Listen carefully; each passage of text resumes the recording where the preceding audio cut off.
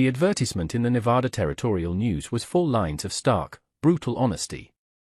Wanted, a wife. Must be a competent cook and housekeeper for a remote ranch. Plainness no object. Inquire via telegraph to Silas Blackwood, Argenta Station. Silas Blackwood stood on the porch of his clapboard house, the summer sun beating down on the dust of his yard, and watched the wagon approach. He had sent the telegram and the money for passage 3 weeks ago, a transaction as cold and practical as buying a new plow. He was 42, a widower for 5 years, and the silence of his ranch had finally grown teeth. He was tired of his own cooking, tired of the dust settling on his late wife's untouched belongings, tired of the hollow echo in the rooms. He needed a presence, a functionary. He had asked for plainness because he did not want to be reminded of beauty. He had asked for a cook because a man had to eat. But the woman who stepped down from the wagon was not what he had imagined. He had pictured someone older, thicker, worn down by a hard life into a shape of pure utility. The person who stood before him, clutching a small, cloth-wrapped bundle, was a girl. She couldn't have been more than 19. She was Chinese, which he'd known was a possibility, given the railroad camps dotting the territory, but the reality of it was suddenly sharp. She was small, built like a willow switch, and her black hair was pulled back so tightly it made her dark, almond-shaped eyes seem impossibly large in her pale face. She was not plain. She was watchful. The circuit preacher who had escorted her from Argenta, a man named Miller with a permanently sour expression, cleared his throat. "This is the one, Blackwood. Name's Lee My Lin. Goes by Lin. She has the contract." Silas gave a curt nod, his gaze fixed on the girl. She met his eyes for a single, unnerving second before looking down at the toes of her worn slippers. There was no fear in her gaze, just a deep, unnerving stillness. It was the look of someone who had seen worse things than a grim-faced rancher on a dusty patch of nowhere. "The arrangement stands?" Silas asked, his voice gravelly from disuse. Preacher Miller nodded. "She understands. Board, lodging, and your name. In return, she runs the house." He pulled a Bible from his coat. "Let's get it done. I've got a baptism in Willow Creek before sundown." The ceremony was a 5-minute affair conducted under the unforgiving sky. There were no flowers, no witnesses besides the preacher and a horse flicking flies from its flank. Silas's words were a low rumble, Lin's were a whisper of sound, the English precise but soft. When Miller pronounced them man and wife, a dry gust of wind blew across the yard, lifting a swirl of grit. It felt less like a union and more like the signing of a deed. Silas passed the preacher a few silver dollars, and without another word, Miller climbed back onto his wagon and was gone, leaving a plume of dust in his wake. They were alone. The silence that rushed in to fill the space was heavier than before. "The house is this way," Silas said, gesturing awkwardly toward the door. Lin followed him inside. The main room was clean but stark. A stone hearth, a rough-hewn table with 2 chairs, a shelf of tinned goods. Through a doorway, a bedroom with a single, neatly made bed was visible. Through another, a smaller, darker room that held a cot. She glanced at the cot, then back at him. "That room is yours," he said, answering the unspoken question. "The kitchen is through here." He showed her the cast-iron stove, the pump at the sink, the pantry stocked with flour, salt pork, beans, and potatoes. He felt a strange need to justify the sparseness. "I get supplies from Argenta once a month." She said nothing, merely surveyed the space. She set her small bundle on the kitchen table and unwrapped it. Inside was not clothing, but a cleaver with a worn wooden handle, a small earthenware jar of some dark, fermented paste, and a few dried roots he didn't recognize. It was the toolkit of a professional. He felt a pang of something he couldn't name. Irritation? Disappointment? He had married a stranger for the sake of practicality, and her practicality was somehow a reproach to his own. "I'll be in the barn," he mumbled, needing to escape the suffocating quiet of the house. "Supper is at 6. He spent the afternoon mending harnesses, the familiar scent of leather and oiler comfort. He tried not to think about the silent girl in his house. He tried not to think about his first wife, Sarah, who had filled this same house with laughter and the scent of baking bread. He had loved Sarah with an ease that felt like breathing. This new arrangement was a betrayal of that memory, a concession to loneliness that felt like a defeat. He expected boiled potatoes and tough salt pork for supper. He deserved it. But when he walked back to the house at dusk, a scent met him that made him stop on the porch. It wasn't just food. It was rich and complex, savory and warm. He stepped inside. The table was set for two. In the center sat a large bowl of stew, thick with beef and potatoes and onions, but fragrant with herbs he couldn't place. Beside it was a plate of perfectly browned biscuits, steam still rising from them. Lynn stood by the stove, her hands clasped in front of her. She watched him, her expression unreadable. He sat down without a word and served himself. The first spoonful of stew was a revelation. The beef was tender, the gravy deeply flavorful, with a hint of something smoky and earthy from one of her dried roots. The biscuits were light, flaky, and melted in his mouth. He ate until the bowl was empty, then ate 2 more biscuits sopped in the last of the gravy. It was the best meal he'd had in 5 years. It was better than any meal Sarah had ever made. The thought brought a sharp, bitter pang of guilt. He pushed his plate back and finally looked at her. "It's good," he said. The words were inadequate. A flicker of something, relief, perhaps, crossed her face. She gave a small, almost imperceptible nod and began to clear the table. He watched her move. She was efficient, her motions economical and graceful. She washed the dishes, banked the stove for the night, and then, with another small nod in his direction, disappeared into her small room and closed the door. Silas sat alone at the table, the lingering taste of the stew in his mouth. He had hired a cook. He had gotten a master. But as he looked around the quiet room, at the closed door to her room, he understood that the silence was no longer empty. It was occupied. And he did not yet know if that was a comfort or a threat. The day settled into a routine governed by the sun and the stove. Silas would rise at dawn, and by the time he came in from the stables, coffee would be hot on the stove and there would be bacon, eggs, and more of those impossible biscuits.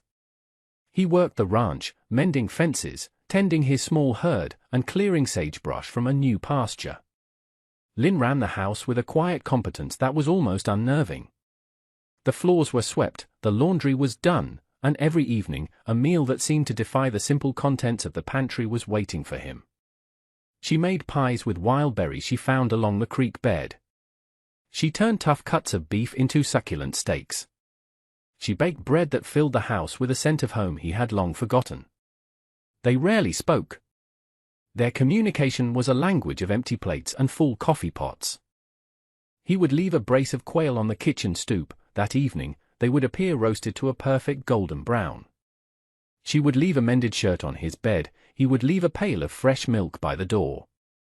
It was a partnership, but one conducted at arm's length. He found himself watching her. He watched her hands as she kneaded dough, strong and sure. He watched her as she tended the small herb garden she had started by the back step with seeds from her bundle. She moved with a purpose that belied her small frame. He learned the sound of her quiet footsteps, the soft scrape of the cleaver on the cutting board, the low hum she sometimes made when she was rolling out a pie crust. One sweltering afternoon, he found her by the creek, her shoes off and her feet in the cool water. She was staring at the distant, hazy mountains. She didn't hear him approach, and for a moment, he saw a look on her face he hadn't seen before. Not watchfulness, not serene competence, but a deep, profound loneliness that mirrored his own. The sight was like a punch to the gut. He backed away silently, his heart pounding. The following week, the water barrel ran low. "I need to go to Argenta for supplies," he announced at breakfast. "And to file some papers on the new pasture." He expected her to stay. He wanted her to stay. A trip to town was a complication he didn't need. "I will come," she said. It wasn't a question. He grunted his assent. The thought of the stares they would get in town settled like a stone in his stomach. But he couldn't very well order his wife to stay home like a prisoner. The word wife still felt foreign and false in his mind. The wagon ride to Argenta was silent and tense. As they rolled down the town's main street, heads turned. Men on the boardwalk stopped talking. Women peered from behind curtains. Silas kept his eyes straight ahead, his hands tight on the reins. Lynn sat beside him, her back ramrod straight, her gaze fixed on the horizon. He pulled up in front of the general store. "Wait here," he said, his voice harsher than he intended. But as he was negotiating with the storekeeper for sacks of flour and beans, he heard a man's loud, jeering laugh from the street. He looked through the window. Jedediah Vance, a hulking freight man with a mean streak and a long-held grudge over a water rights dispute, had cornered Lynn by the wagon. Vance's 2 hired louts were with him, grinning. "Well, look what Blackwood dragged in from the railroad tracks," Vance sneered, loud enough for half the town to hear. "Couldn't find a proper white woman to put up with you, Silas." Lynn stood perfectly still, her face a pale, emotionless mask. Something cold and familiar uncoiled in Silas's chest.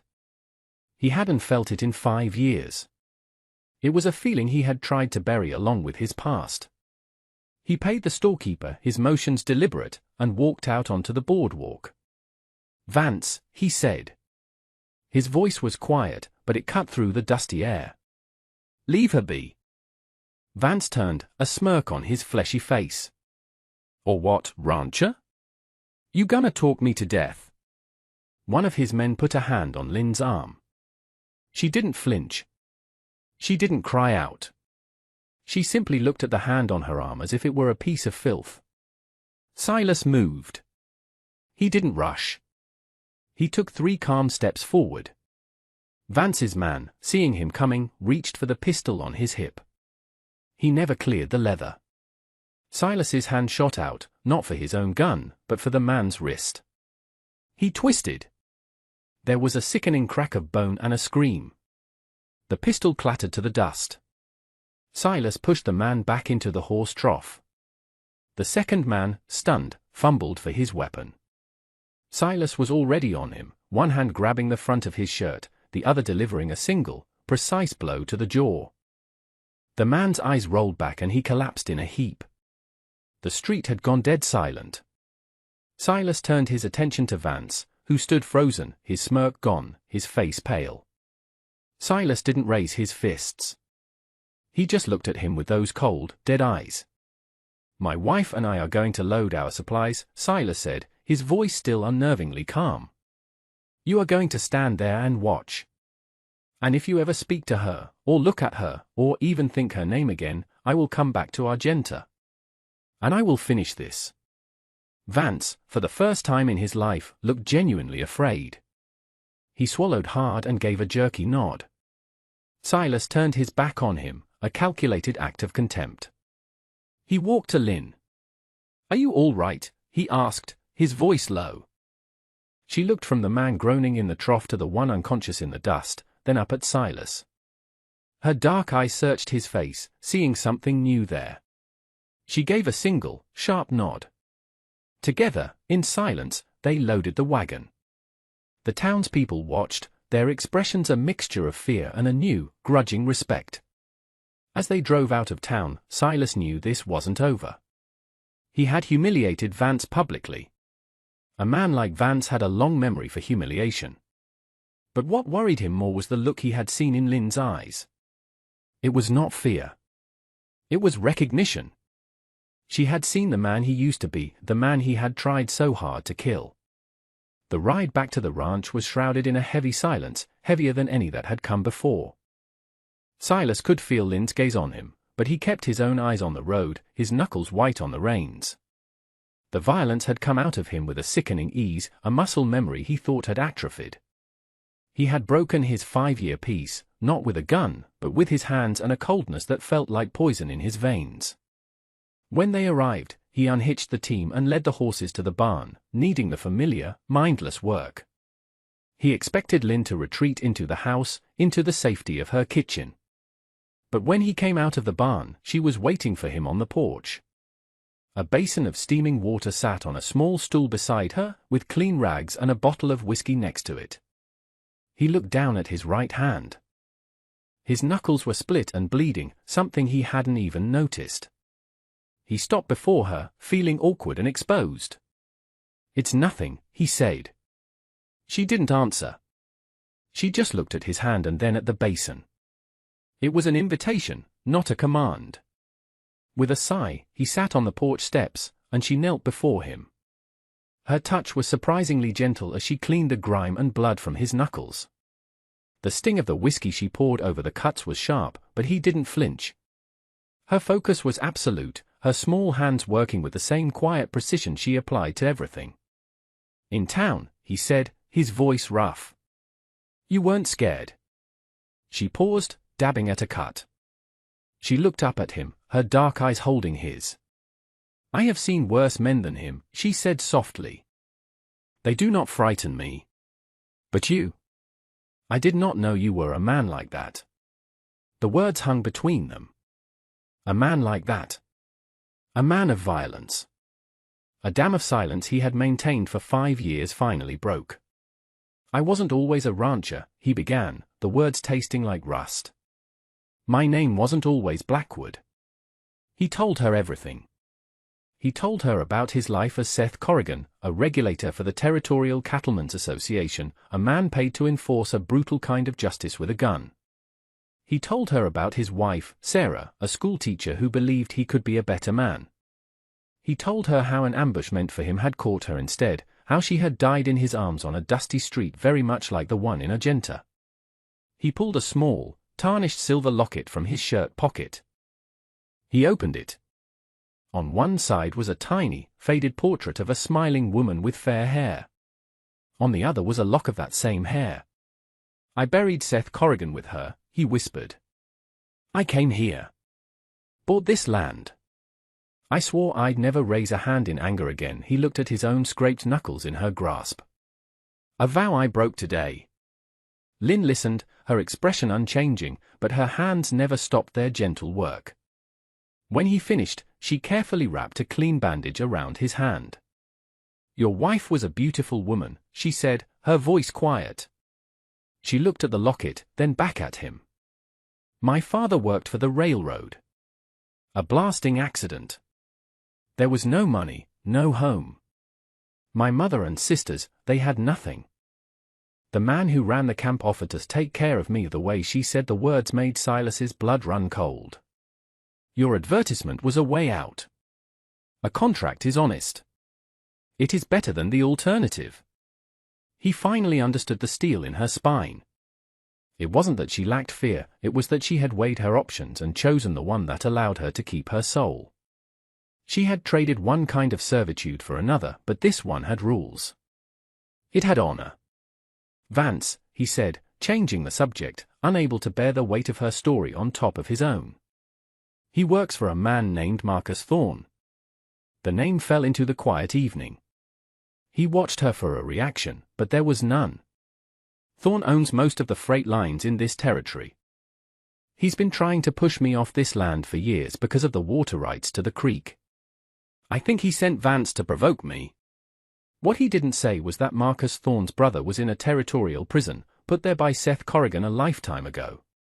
Humiliating Vance was one thing, reminding Thorne that he still existed was another. He had just painted a target on his own back. Lynn finished tying the bandage. She stood up. "The water in the creek is for the ranch," she said, as if it were the simplest fact in the world. "We will not let him take it." She said we. The word settled in his chest, a strange and unfamiliar warmth. She wasn't just the cook. She wasn't just a party to a contract. She had chosen a side. His side. A week passed in tense quiet. The routine of the ranch continued, but now an undercurrent of vigilance ran beneath it. Silas found himself scanning the horizon constantly. He cleaned and oiled the peacemakers he hadn't touched in 5 years, the weight of them in his hands a familiar, unwelcome burden. He did not wear them. He left them in their oiled cloths in a locked chest. Lynn, for her part, seemed unchanged. She cooked, she cleaned, she tended her garden. But Silas noticed she was saving more water, filling every spare bucket and barrel. She was taking stock of the pantry, calculating. She was preparing for a siege.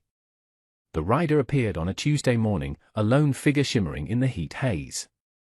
Silas saw him from the barn and his hand immediately went to his hip, where his gun was not. He walked toward the house, his heart a slow, heavy drum.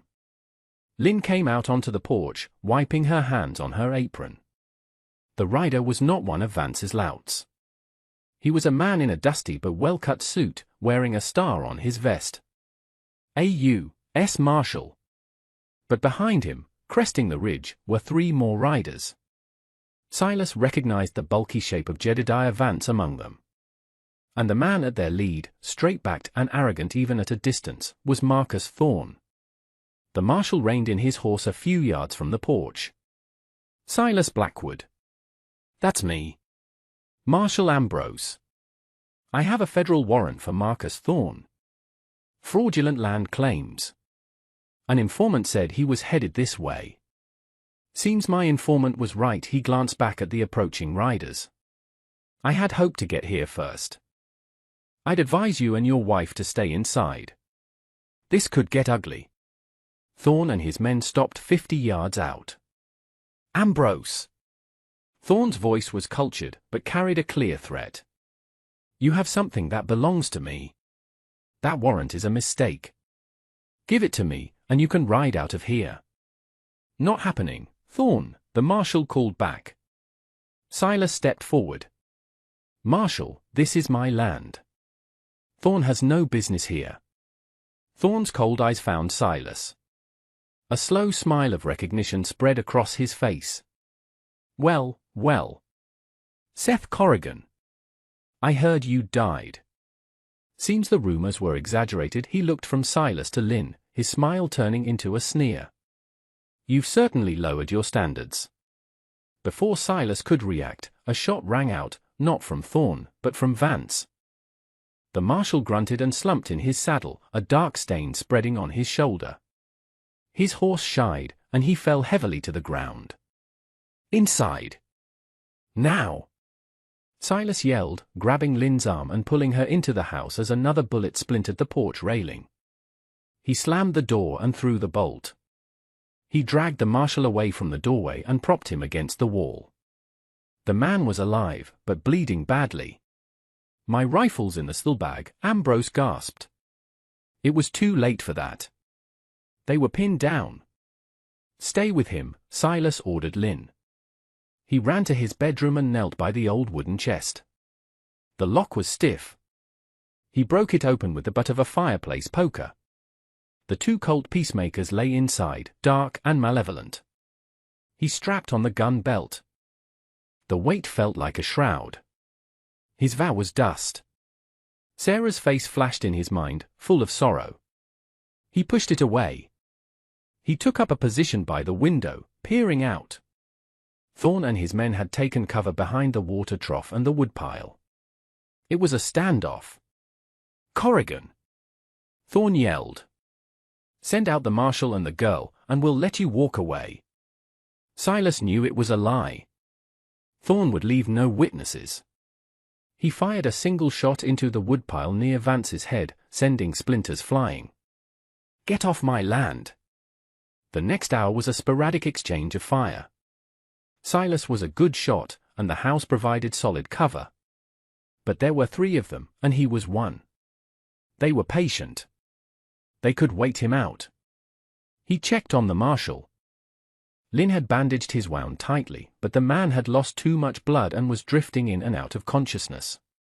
We need a distraction, Silas muttered, reloading one of the Colts. The barn, Lynn said, her voice low and steady. He turned. She was pointing out the back window. The dry grass behind it. The wind is blowing away from the house. He understood immediately. It's too dangerous. If the wind shifts. It will not shift, she said with absolute certainty. I have watched it every day. He looked at her, at the fierce determination in her eyes. It was a desperate gamble, but it was the only one they had. Stay down. Away from the windows. He laid down, covering fire toward the front while Lynn slipped out the back door, staying low. He lost sight of her in the tall grass. His heart was in his throat. Every minute that passed was an agony. He fired, reloaded, fired again, his mind screaming. Then he saw it. A wisp of smoke, then another, rising from behind the barn, 100 yards from where Thorne's men were hiding. The dry grass caught with a whoosh, and a wall of smoke and orange flame billowed up. Fire! Vance yelled in panic. Thorne's men were instantly confused, caught between the fire at their backs and the gun in the house. The smoke was thick, acrid. It gave Silas the cover he needed. He burst out the front door, running low, using the smoke as a shield. He came around the side of the house. Vance was trying to get their horses, his eyes wild. Silas fired, not to kill, but to cripple. His bullet struck Vance in the leg, and the man went down screaming. The other hired man threw down his gun and raised his hands. Thorne was the only one left. He stood, his face a mask of fury, and leveled his pistol at Silas. But from the corner of his eye, Silas saw a flicker of movement. Lynn. She had a heavy cast-iron skillet in her hands. She had circled around while they were distracted by the fire. She brought it down on the back of Thorne's head with a dull thud. The man crumpled to the ground without a sound. Silas stood breathing heavily, the smoke stinging his eyes. The fire was already dying down, having consumed the patch of dry grass and hit the greener pasture beyond. Lynn stood over Thorne, the skillet still in her hand, her chest heaving. Their eyes met across the yard, through the haze. He had not saved her. They had saved each other. By the time the next spring arrived, the memory of the shootout had softened into a scar on the land. The scorched earth behind the barn was covered in new green shoots. Marcus Thorne and his men were in the hands of federal justice, and the name Seth Corrigan was once again buried, this time for good. The ranch was transformed. The herd had grown, and the new pasture Silas had cleared was lush and green. Near the house, where there had once been only dust, Lynn's garden flourished. Rows of bok choy and strange, vining melons grew alongside the corn and beans. The house itself felt different. It was no longer a silent shell. It was full. It smelled of baking bread and ginger, of coffee and clean laundry. One evening, Silas sat on the porch, watching the sun dip below the mountains, painting the sky in shades of orange and purple. He had rebuilt the old porch swing, the one Sarah had loved. For months it had sat there, unused, a monument to a past he couldn't quite let go of. The screen door creaked open and Lynn came out, carrying 2 mugs of tea. She handed one to him and sat not in the chair, but on the swing beside him. For a long while, they sat in a comfortable silence, a silence that was no longer empty but full of everything they had survived together. He had hired a cook, a functionary to fill the silence. He had gotten a partner, a woman with a spine of steel and a quiet strength that had anchored him. The contract, tucked away in a drawer, was a meaningless piece of paper. It had been replaced by 1,000 shared meals, by a bandage wrapped around a wounded hand, by the smoke of a desperate fire, by the shared, silent understanding that this place, this life, was theirs. He looked at her, at the way the fading light caught the curve of her cheek. He had never told her he was grateful. He had never told her he admired her. The words were too big, too clumsy for his tongue. Instead, he reached out and gently pushed the swing into motion. "Lynn," he said, the name soft in the evening air. She didn't answer with words. She simply leaned her head against his shoulder, a small, trusting weight that felt more like home than anything he had ever known. The swing moved back and forth in a slow, easy rhythm, and Silas Blackwood knew, with a certainty that settled deep in his bones, that his life had finally begun again.